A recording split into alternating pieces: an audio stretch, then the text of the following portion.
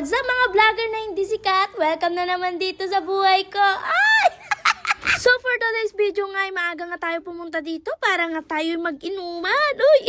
Wala nga kasing kaplano-plano yan mga mi dahil nga gusto ko magtambay lang doon sa mari ko na nagugupit. Uy! Kaloka! At eto naman yung kasama ko mga mi. Sabi nga niya makakapunta naman siya kahit wala ako. Oh, siya na. Oh. Killjoy pa. Hindi ba sabi na hindi nga kayang pumasok mag-isa? Ano ba yan kasi pare Jason? Yung gate mo kasi nakasarado. Ayan tuloy si pare mo. Halos ayaw niya na pumunta. Uy! Kaya sinubukan ko na nga lang din samahan. At syempre baka naman meron din kami. Ay!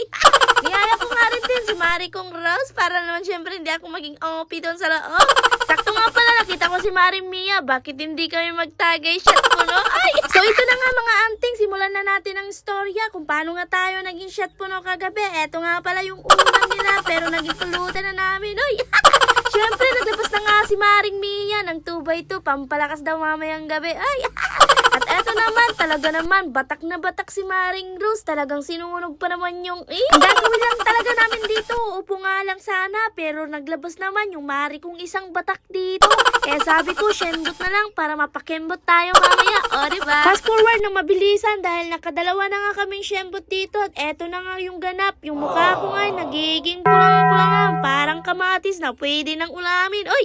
Sabi na nga ba, kapag nga syembot ang iinumin natin, mapapakimbot tayo ng bongga. Sa mga oras na to, naalala ko nga pala yung idol natin na birthday boy ngayon. Kaya sinabi ko na tagay na kami dito at ngayon na napunta na siya dito. Ay! Nagplano nga kasi kami mga mi, palalasingin namin siya. Tapos papasayahin namin dahil kaarawan niya ngayon. Oy! Alam ko naman na hindi tatanggi ang idol natin. Siyempre, idol ng kabayan eh. Kabayan? Idol ng mga kabataan niya ni. Ay! Nakikita nyo, nandun si idol sa likod dahil may gagawin tayo. Siyempre, hindi tayo mapapakimbot kung dalawa lang yung syembot na ating nainom. Ay! Nag-request pa nga kami ng isang syembot. Yung feeling mo ba na minsan ka na nga lang makagala, minsan ka na makatagay, ganito pa yung kasama. Oy, ano ba? Oy!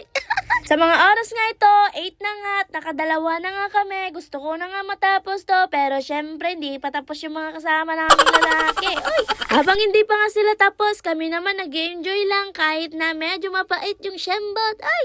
Pero syempre, pag chill-chill lang, maganda at huwag masobra. Sabi nga nila, pwede kang uminom, basta ilagay mo lang sa tiyan mo, huwag mo ilagay sa ulo mo dahil may mga ganap. Eto nga, ay medyo natamaan na nga din ang idol natin dahil birthday niya ngayon ay siyang sasaya ngayon.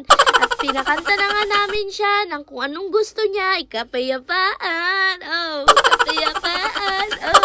O, diba? Kung alam nyo lang talaga kung gaano siya kasaya nung gabing yan, ay sobrang matutuwa ka. Dahil minsan nga lang sa isang buhay ang mag-birthday, kaya kapag may nag-birthday sa inyo, dapat isipin nyo na maging masaya siya sa mga oras na yon. Dahil hindi na natin may babalik yung mga oras na pwede natin balikan. O, paano ba yan mga mi? Hanggang dito na lang. Bye-bye!